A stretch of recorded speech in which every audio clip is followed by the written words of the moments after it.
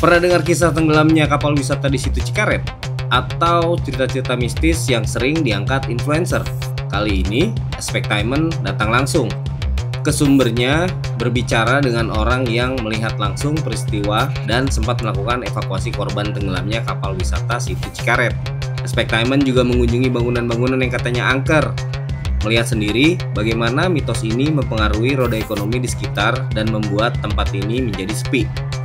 Tapi, nggak semua cerita itu gelap. Aspektainment bertemu para pemancing yang justru menikmati indahnya situ Cikaret, lengkap dengan hasil tangkapan mereka. Aspektainment bertanya langsung ke para pengunjung, benarkah tempat ini angker? Simak videonya bersama Ekspektasi versus Realita. Jangan lupa subscribe. Ekspektasi versus realita. Misteri situ Cikaret terjawab. Ternyata bukan horor, tapi human error.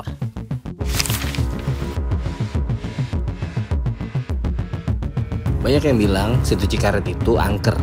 Banyak juga yang bikin konten tentang penampakan, aura mistis, bahkan larangan tak kasat mata. Tapi apa iya semuanya benar? Nanti sampai anak turunmu pun akan menjadi tanda kutip tumbal dari situ ini gitu. Aspektainment sih nggak mau ikut-ikutan nyebarin cerita setengah mateng kayak gini ya. Di video ini gue akan turun langsung ke lapangan.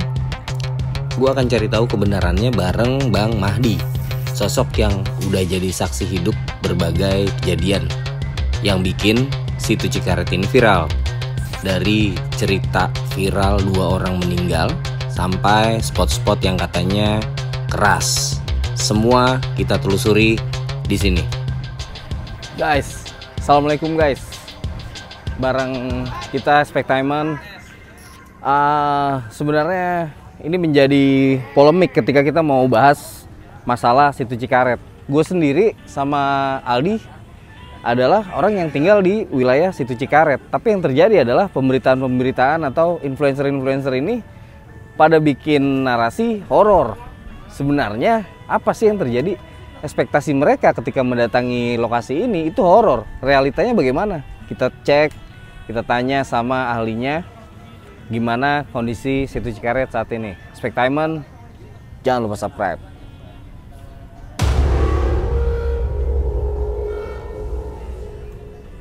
Saya browsing banyak juga nemu di YouTube kali ya, situ Cikaret dikaitin selalu sama hal horor. Salah satunya apa tuh ya? Kalau satunya adalah ada yang meninggal di sini. oh, yang perahu terbalik ya? Pelukan. Oh, bapak sama anak. Oke, itu bisa saya bantu klarifikasi. Sebenarnya itu lebih dari human errornya ya, kesalahan manusianya sendiri. Dikarenakan. Sebentar dong, di mana lokasinya Bang? Lokasinya sih di sebelah sana ya. Oh, soalnya sambil kita di sana ya. Yuk. Ternyata banyak banget narasi yang dibentuk hanya demi konten. Tapi sayangnya itu berdampak langsung ke warga sekitar. Situ Cikaret jadi sepi, penghasilan turun, masyarakat kena imbasnya. Di video ini lo akan lihat fakta asli di balik kejadian viral di tahun 2014. Klarifikasi mitos dan hoak yang tersebar. Sisi kemanusiaan yang jarang disorot dan investigasi ke lokasi yang katanya paling angker. Saya bantu klarifikasi gitu kan. Oh, emang yang sebenarnya gimana Bang? Yang sebenarnya itu kejadian tenggelamnya itu atas human errornya manusianya sendiri ya, kesalahan manusianya sendiri. Kapasitas perahunya itu harusnya 6, dilebihkan 8, 9 dengan operatornya. Otomatis dong kelebihan muatan. Jadi adalah kejadian terbaliknya perahu itu. Lokasinya di Tengah sana. yang pohon ini. Lebih dari ini tuh ada patokannya, buih-buih itu agak ke depan. Mendekati pohon rengas itu ya. Total meninggal? Total meninggal 2, bapak sama anak. Iya, yang berpelukan. Berpelukan itu. Kebetulan saya juga ada di lokasi dan bantu kejadian di situ. Jadi saya tahu kenapa saya klarifikasi itu bukan mitos ya. Itu pure kejadian murni kecelakaan. Nggak ada sangkut paut sama apa minta tumbal apa segala macam. Nggak ada, itu kejadiannya kecelakaan murni ya. Gue bakar tumbal dulu nih Bang. Blok. Jadi sebelum lo percaya sama katanya Tonton dulu videonya sampai habis, biar ekspektasi nggak selalu jadi kenyataan yang salah. Situ Cikaret dan semua mitos-mitos yang katanya bikin bulu kudu berdiri. Tapi emang bener sehoror itu? Atau kita cuma dicekokin cerita setengah jadi dari para pencari views? Bang, selalu dikaitin minta tumbal, tadi kan udah abang jawab, ternyata itu human error. Ada Human lagi error. Bang, selain itu? Yang saya pernah dengar dari yang tukang situ katanya, ada orang epilepsi atau apa? Oh iya, itu dia memang itu epilepsi murni. Dia tuh dia punya mesin perahu dicoba dirakit. Dipasang dirakit. Ya, dia coba ya, pemikiran dia kan beda ya dari kita orang. Nah, dia dari pagi sampai sore ya, dia lakukan hal itu, percobaan dan seterusnya kita nggak tahu, ternyata besoknya sudah tenggelam di air gitu kan. Mungkin pada saat itu terjadi dia epilepsi gitu kan. Namanya epilepsi itu kan nggak kuat dingin ya. Pasti setelah epilepsi itu dia kejang masuk ke air. Tambah parah ya. Terjadi sebagainya kita nggak tahu. Jadi kan itu bukannya tumbal dong jatuhnya. Berarti itu memang dia punya riwayat penyakit. Itu enggak? Iya sih. Iya itu. Jadi semuanya bisa dijelasin logis ya? Bisa dijelasin logis. Kayak yang tenggelam pada malam hari itu yang nyari ikan kayak gitu kan. Ada dia itu. Ternyata dengar-dengar histori dari keluarganya itu dia itu memang sedang sakit. Sedang sakit tapi dia membela untuk anaknya, cari biaya, maksain untuk turun di air. Bisa jadi kan pada saat itu dia lagi sakit, kelelahan, hipotermia karena dingin, terjadi kejang, kita nggak tahu. Nah, paginya keluarganya cari, kenapa nggak pulang? Ternyata tenggelam. Nah itulah, apa bisa itu dibilang mistik? Konten kreator itu, kok membangun hal mistik gitu loh, bukan ini nggak mistik loh, bukan gitu. Padahal udah ada perjanjian di awal kita bicarakan itu. Jangan membangun hal-hal itu, tapi ternyata mereka agak bandel gitu. Di belakang kita mereka membuat konten-konten di belakang itu. Seolah-olah benar adanya gedung arsip itu, ex-arsip itu emang horor. Nyari viewer dia. Nah, udah tapi jelas. Tapi nyesain yang di sini. Iya, udah jelas. Sampai ada settingan-settingannya loh kayak gitu. Ada bang? Ada. Settingan Kita kayak orang disuruh kesurupan lah, ini begitulah. Ada yang disuruh jadi dukun lah. Itu nggak bagus kan? Iya sih. Malah memperkeruh kan? Iya itu. Seperti itu. Tolong dibantu nih mas nih. Tolong dibantu klarifikasi. Siap. Tolong dibantu klarifikasi supaya enggak lah, kita mah channel kecil. Standing estimate orang-orang itu ke wilayah ini tuh nggak buruk gitu. Ya, tolong dibantu.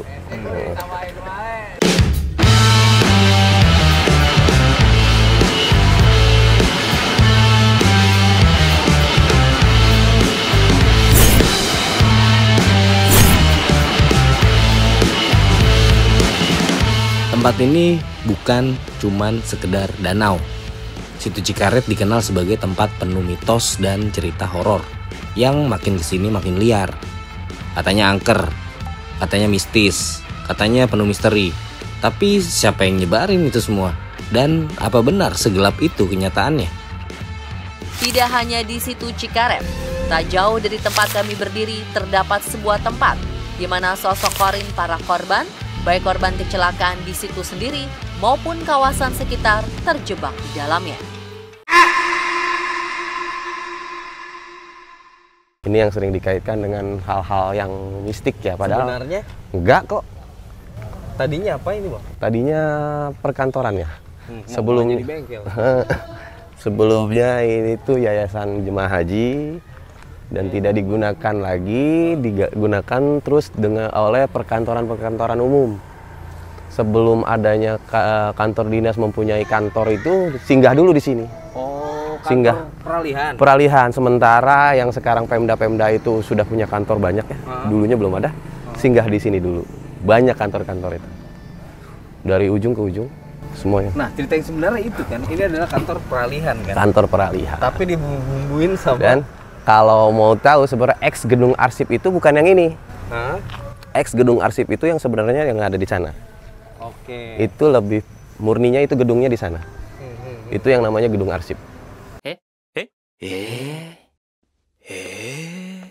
Lu masih inget bang, siapa konten kreator yang Aduh, banyak tuh, banyak. Jadi kita nggak enak kalau nyebutin produk ya gitu. nyari viewer, cuma nyusahin warga lokal? Iya, harusnya mereka kebantu kan bang? Harusnya. Dengan adanya konten kreator bisa bikin viral. Justru membantu, kan gue juga udah berbicara dengan dia tuh, Mbak tolong ini. Wah Mbak, ada di depan pintu ini langsung. Iya kan, kita nggak usah masuk tuh. Nggak usah ya? Ini dari ininya tuh keluar kayak satu.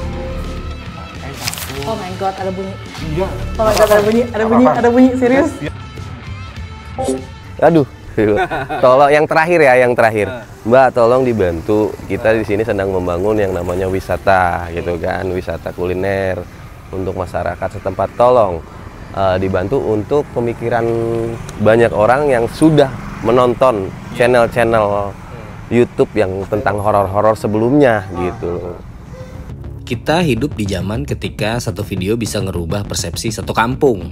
Influencer datang, bikin konten horor, views meledak, tapi efeknya warga lokal yang tadinya hidup dari wisata malah kehilangan penghasilan gara-gara narasi yang nggak dicek ulang.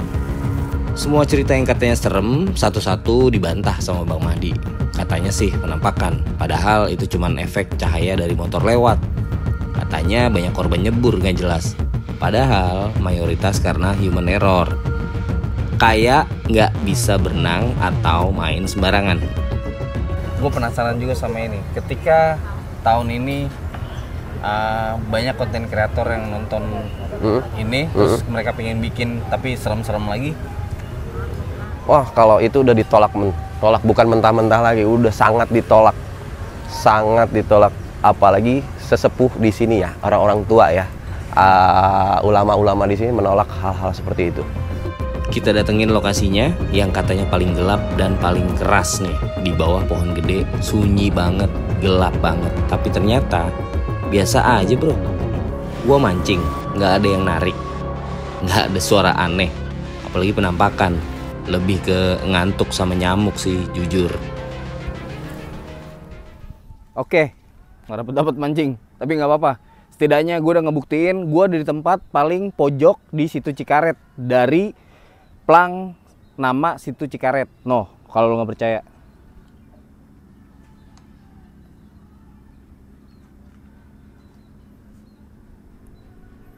Lokasinya jauh banget kalau kita lihat dari depan gitu. Kesini tuh kalau lo dari depan itu di sini tuh keadaannya gelap, tapi gue tetap nyaman kok. Bahkan gue ada sangat dekat dari lokasi di mana kapal itu tenggelam dan menyebabkan kematian 2 orang di situ, di pohon yang itu.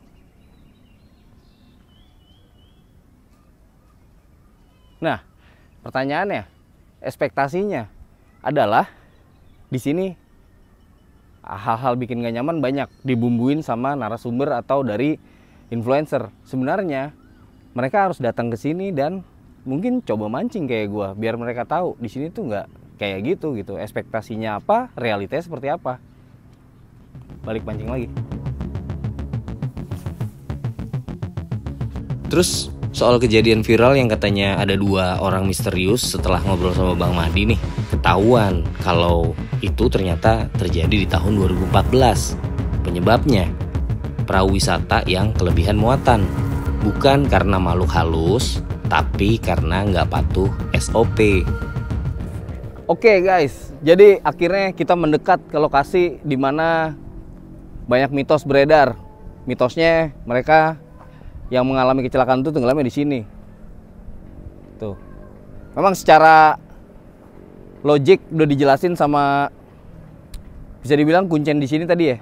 Sebenarnya logikanya adalah kapal itu bermuatan lebih orangnya. Kemudian ada ibu-ibu salah satu penumpang kapal itu yang memang pengen bergerak ke depan. Akhirnya nungging dan meninggal, jatuh meninggal gitu. Nah, kisah-kisah kayak gitu sebenarnya masih ada di pembahasan logika. Tapi ketika influencer yang bikin berita dibumbu-bumbuin lah, biar horor, biar apa, tujuannya apa? Views.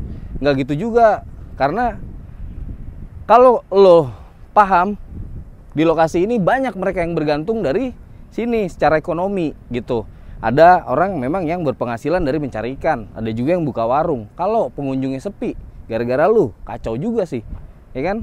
Ekspektasinya lingkungan ini horor, kenyataannya enggak. Banyak yang berwisata dengan keluarga, banyak juga yang mancing, nyantai, sebat, ada juga yang karaoke di sana, gitu. Ya kayak gitu, realitanya banyak ternyata yang nggak diungkap sama influencer-influencer yang nakut-nakutin warga, netizen, sama bumbu horor. Aspektainment, jangan lupa subscribe. Kadang yang bikin serem tuh bukan tempatnya, tapi cerita yang dilebih-lebihin. Dan yang rugi bukan cuma penontonnya, tapi orang-orang yang hidup dari sekitar tempat itu. Jadi sebelum percaya sama katanya, coba dulu denger versi lengkapnya. Nih, ini lokasi di seberang. Jadi situ ini luasannya sekitar 24 hektar gitu. Nah, kayak di pinggir gua nih, banyak abang-abang lagi mancing. Emang suasana emang nyaman gitu. Secara logika nyaman itu disebabkan sama oksigen yang ada di bawah pohon ini. Kita kalau siang di bawah pohon itu emang oksigennya enak, bahkan kita bisa ngantuk gitu. Tapi malam memang bahaya karena dia ngeluarin racun. Mungkin ini yang dikait-kaitan sama horor gitu. Jadi gua pun secara pribadi mendingan nongkrong di sini dulu sambil sebat sih, karena emang nyaman tempatnya. Aduh. Tapi depan pohon banget ya. Geser dikit. Ini. Tuh. Gitu, Bang. Kalau kalian suka video ini, sebagai dukungan, klik subscribe dan like channel ini agar kita makin semangat bikin konten-konten investigasi yang melibatkan ekspektasi versus realita. Sampai jumpa.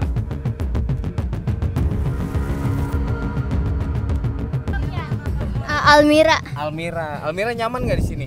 Nyaman. Apa sih yang bikin nyaman? Tempatnya, terus pemandangannya juga. Pemandangannya.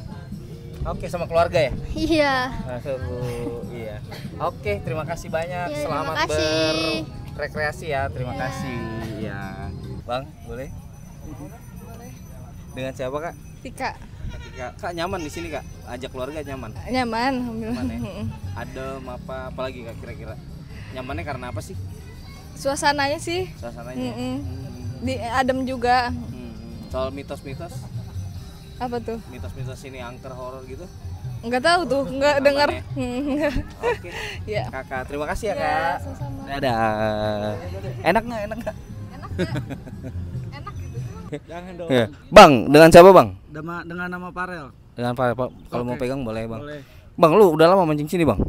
Ya bulan-bulan ini sih lumayan. Sore doang apa Sore juga, kadang malam, baru malam kemarin di Beringin sebelah sana. beringin sebelah sana? Iya, sebelah sana pinggir jalan. Itu dari jam 7 malam sampai jam 3 subuh. Buset, nggak takut loh? Ngapain Bang takut? Iya Sama-sama sih. Sang Pencipta. Iya benar. Soal mitos-mitos? Ya itu baik lagi ke pribadi sih. Hmm. Percaya nggak percaya aja. Oke, tapi selama dari jam 7 sampai jam 3 ada gangguan nggak? Paling orang-orang mabok. Oh iya sih, itu lo malah lebih kerese ya? Iya, itu lebih rese. Orang-orang mabok paling ditimpukin. Ah serius lu timpukin? Serius sama orang-orang mabok. Oh. Ditimpukin. Itu kalau di sini sih enggak sih, selama di sini. Oh, kayaknya nggak nyampe nimbuk sini, dia yang di sono mabuknya. Iya. Nggak nyampe. Di sini juga. Di sini sendiri. Halo? Iya sendiri pernah. Buset. Biasa aja sih, nggak terlalu ya dibilang sunyi, ya sunyi, nyetel lagu aja. Oh, gila. Solusinya nyetel lagu. Nyalinya gede nih abang. Kenapa harus takut kan? Iya, Kita iya, sama-sama sang pencipta, bener nggak, Iya Bang? benar. Bang, terima kasih dengan Bang siapa? Dengan nama Bang Farel. Bang Farel, makasih ya Bang Farel. Ya. Nih yang tadi kita bahas nih sama Bang siapa di sana namanya gue lupa. Bang Mahdi. Ini ikan-ikan ini ada dua faktor. Satu memang endemik asli, atau yang kedua kontribusi pemerintah tadi yang dia nyebar bibit setiap tahun. Akhirnya jadi gede-gede nih. Tuh, terus dipancingin sama warga. Gitu. Aduh, Bang, gue ngeri lepas, Bang. Ntar lu marahin gue lagi. Lepas. Thank you, Bang.